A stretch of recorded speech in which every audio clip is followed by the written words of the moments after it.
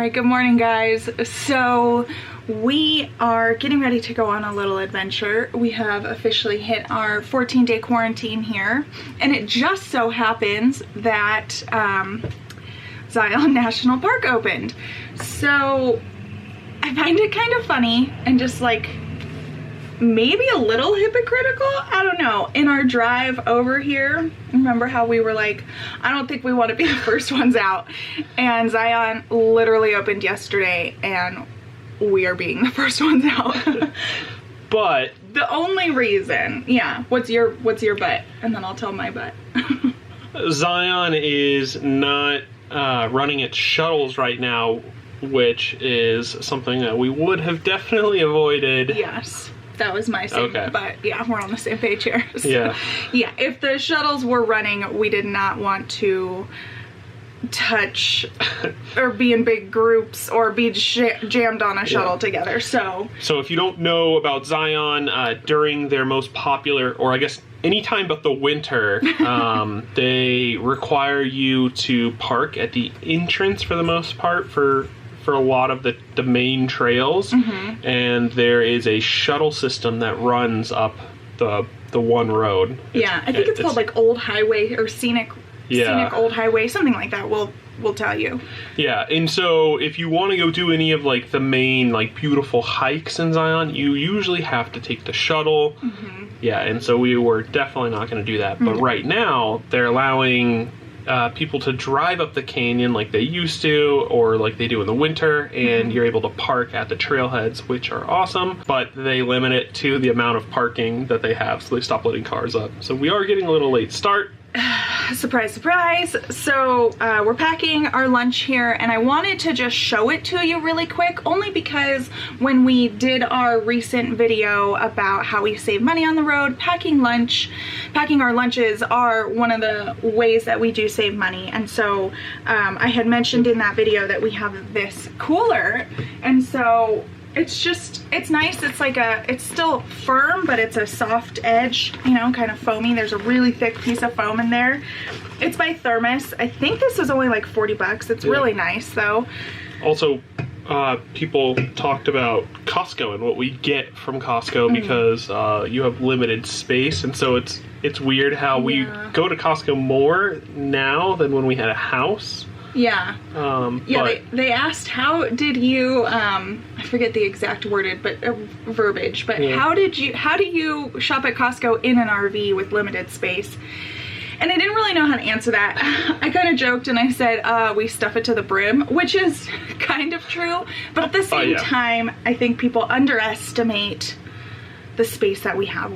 For those of you that are new and might not know our rig, we're in a 42-foot Grand Design Solitude, and we bought this floor plan because the kitchen is amazing, and so we have a huge pantry. You know, we have an 18 cubic foot fridge. Yeah, we have a lot of space. We don't have a lot of carrying capacity, so we're actually more likely to go overweight than we are to run out of space. Right, so we're actually very cautious about that, and we try and not overload too much, and when we bring something on, we normally take something off. Yeah, I mean, Costco food doesn't add too much to weight. No, but it is still something we think about. weight is the bigger issue than storage space, which is not true for a lot of RVs. But no matter what, when we go shopping at Costco, we try to buy staples, things that aren't going to go bad as much, and that's what we rely on for the most of things. And some good examples of that are things like trail mix, and by not go bad we mean not go bad before we're able to eat them. Trail mix will still go bad, right? Yes. So anyway, not really a solution. Not an answer to that question. We just have a lot of storage space, which is how we're able to shop at Costco, I guess. But anyway, so we typically buy ham and cheese, or turkey and cheese from Costco. So that's what we'll be having today. We do like their little individual sized chips. They come in like a packet of, or a box of 54 at Costco. We helps have, limit consumption. yes, clementines and just like Nutri-Grain, little Nutri-Grain bars. And then we like the apples from Costco, and then Jason's like addicted to their flavored water. So that is our lunch today, and that is what we're bringing. So I'm gonna throw this all in the thermos, and then let's go to Zion.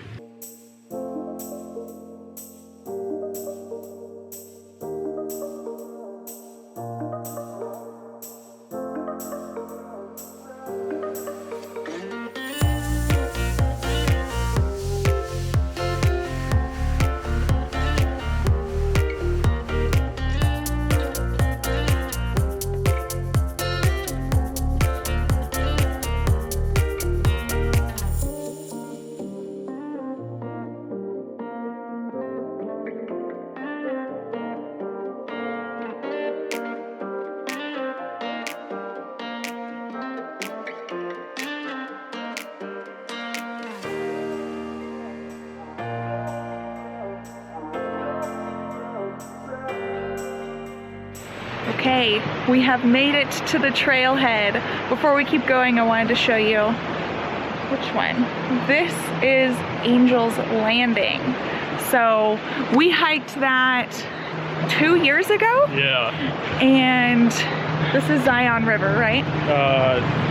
Yeah, it's like Virgin River, Zion River. I think it's Virgin. Yeah. Anyway. So pretty.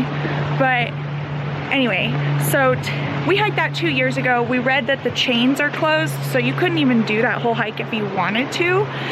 So we are going to do Upper Emerald Pool hike. So we're gonna get started once these people get out of our way. Also, you might be wondering, how are people reacting with like social distancing and stuff like that? And I'd have to say everyone's been great so far. Granted, like we just parked and got on the trail, but people are like being super friendly, but also like staying at least 6 feet and like saying thank you. And it's actually like already one of the most polite hikes I've ever been on. Yeah, it's really nice because usually, you know, when you get into like tight quarters, like people try to like squeeze past each other still. Now, in the tight parts of the trail, if we do run into someone, it's like someone will stop. And like, so even just crossing the bridge to get over here, it's like waiting for everyone to come, and then so like you don't have people passing each other on that small bridge. It's right. Nice. Yeah. Imagine every hike where people actually practice hiking etiquette. That would be fantastic. I forgot to look up the road name for you guys again, but the Scenic Drive, I'm pretty sure it's something along those lines. We ended up taking it all the way to the top, which is only like, I think it's only an 8-mile drive, right? Yeah. Gorgeous. Absolutely stunning. Even if we didn't get to go out for a hike, I'd have to say that that drive alone is just worth it. It felt like such a treat that we were able to drive on it, because obviously last time we were here we took the shuttles, so we were forced to admire it from a bus. Yeah, and we were kind of like, we got here a little late, and so we couldn't take the shuttle up to the top and just explore on the shuttle last time because we had to get the hike done and get back, and we actually caught the last shuttle out of here last time. Yes. So very glad. We've realized, we were talking about it in the car, that we aren't huge fans of national parks that have you take a shuttle. And granted, that's not the national park's fault. We get it. They get too crowded. It's crowd control. Like, we get it, but we still don't love it. We've realized. We're not good at it. Because, yeah, we're not great at time management, and we don't like crowds, and I don't like waiting for shuttles. I don't know what it is. Even if it's waiting 5 minutes, like, I lose my mind. I'm impatient. So it has been such a treat to not have to deal with the shuttle here. Yeah, and I don't know what it is, but because of the sparse amenities, it's like... The what? The sparse amenities. Sparse. Yeah. Okay. So like with not a lot of parking lots or parking places or bathrooms, like it just feels so much more natural and exotic. Like yes. Like we're getting a special treat without people being here. And this is how I just imagine people used to explore the national parks like this, with not a lot of people and kind of just like you're out in nature by yourself, and it's amazing. Yes. One thing that made me think about is it's kind of like Yosemite if there wasn't all of the like stuff in the bottom of it. Oh yeah, the valley.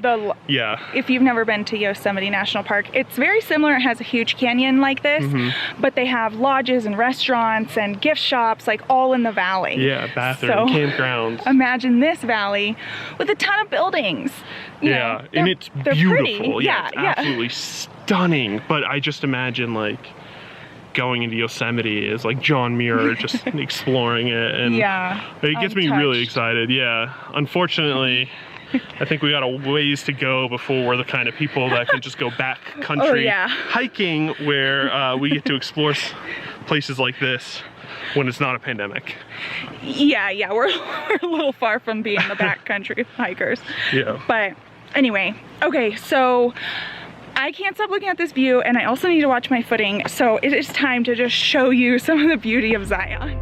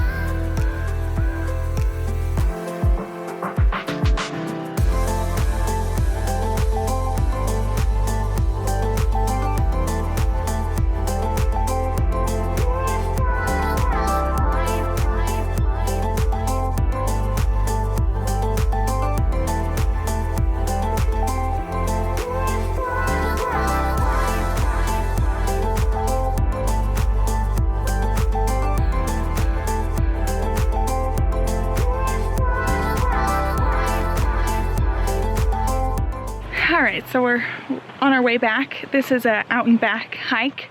We made it to Upper Emerald's pool, which was cool, but there, obviously, since it's an out and back, that is the destination, so there was a lot of people there. Yeah. Instantly reminded you of being in a packed national park. Yeah, so we only hung out for like literally maybe a minute. Yeah. Got some footage and left.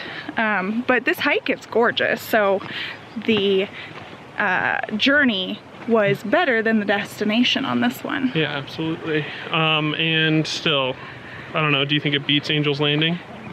Well, no, nothing beats Angel's Landing. Maybe the Narrows. That's the other hike we want to do here. It's also closed, though. Yes. So a lot of hikes are closed right now, or not just because of the pandemic.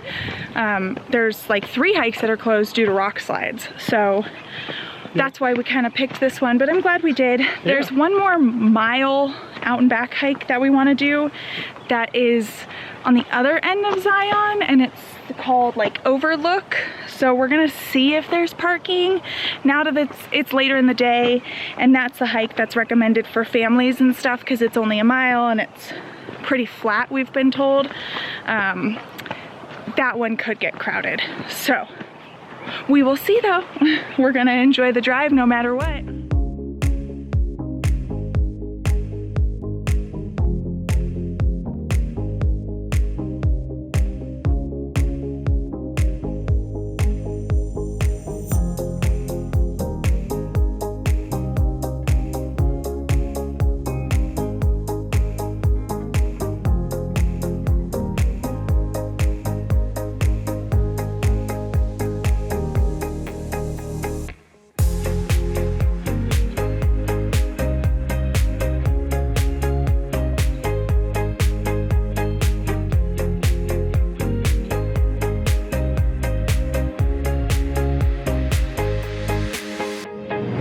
So that Overlook trail was closed. Makes sense, I guess.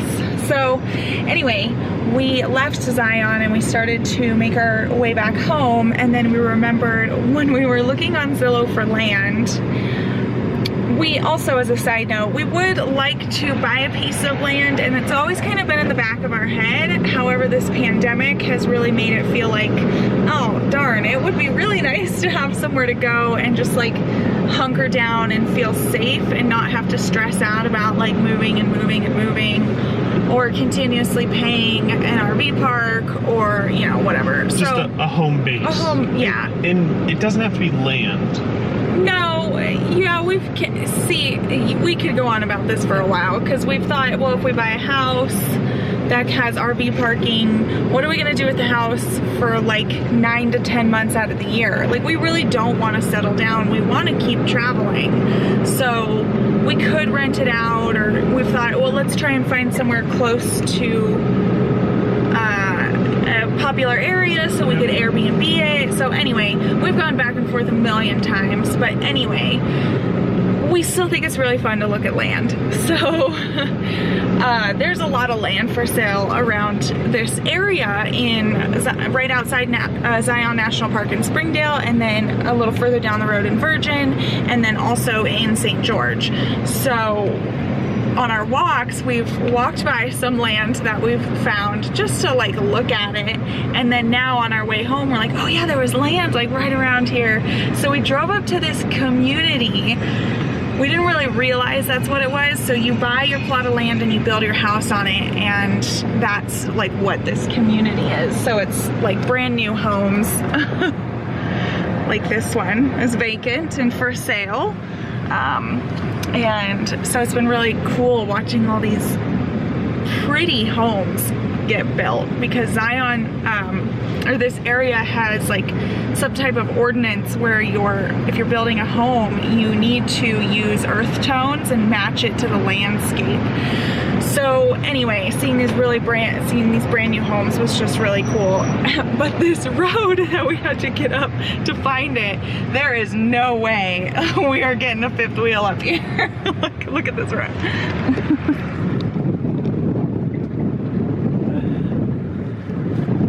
Yeah. Yeah, you think that'd be fun with the solitude? Yeah, I'm sure we could do it. It would just be very, very slow. And no, it would not be fun. This is like, it reminds me of the road going to the Thousand Trails Rancho Oso. Yeah, that had some sharp turns for sure. So anyway, unfortunately, no land up there for us, but it's still fun to look at the homes. All right, we are home, and I'm gonna show you what's for dinner, because we've had a couple people say they like the food stuff, although I cannot take credit for this. This recipe was, where'd the paper go? This recipe was given to us by Chris from Christine of Irene Iron Fitness. Irene is her middle name, just in case you have any confusion on the channel name. So her name is Chris, her husband's name is Aaron, but her middle name is Irene, so it's Irene Iron Fitness. Anyway, she did give me this recipe when I was doing her program with her, and I found it to be very yummy, so it's something that I still make. And it's Thai peanut lettuce wraps. So it's so easy to make. It's actually just ground turkey, minced garlic, and ginger. So I do have to admit, I actually used to really enjoy mincing my own ginger and garlic, but I am getting kind of lazy, and then I couldn't even find ginger in the store recently, which is nutso. So this was my first time trying this ginger paste, but it's just minced ginger in a tube, and it's ginger, so it's the exact same thing, and it's very yummy, and I save a lot of time now by using minced garlic and minced ginger without having to mince it myself. But anyway, there's also rice vinegar in here, liquid aminos, sesame oil, and then there's normally green onion, but I couldn't find that either, so I'm just using I'm gonna use a little minced onion instead. We'll see. I know that's not quite the same, but oh well. Oh, and then lastly, the peanut butter. So it actually calls for peanut butter powder and not peanut butter. And I have to admit, when I first saw the recipe call for that, I was like, I don't know about that. And then the first time I tried this recipe, it was so yummy. So I'm also, the timer was for the rice. I also like to make rice with this and kind of make it more of a, I do a bowl. So it's rice, the lettuce, and then the turkey on top, because I want some rice with it. Anyway, so I'm gonna make this real quick and show you guys the end results.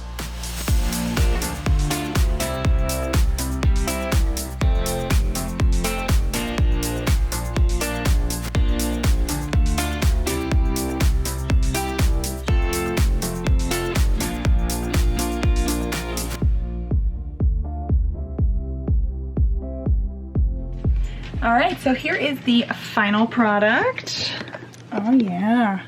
So as I said before, I just like to cut my lettuce up. It's the butter leaf lettuce. And yeah, I know. Don't mind the interruption there.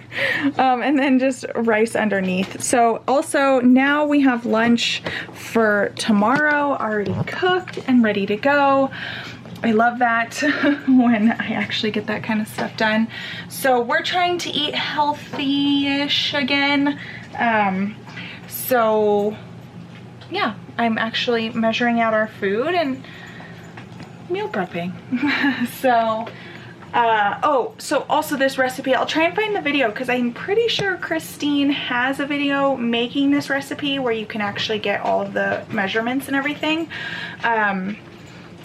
Yeah, I'm pretty sure she does. So I'll try and link that up here. And she also does recipes like every week. So if you want some ideas that are healthy, but also very yummy, go check out her channel and those recipes. And then also her and her husband are just really fun and cute, and we love their little accents. So although I'm sure to them we have the accents. Other than that, I think that's all from us today.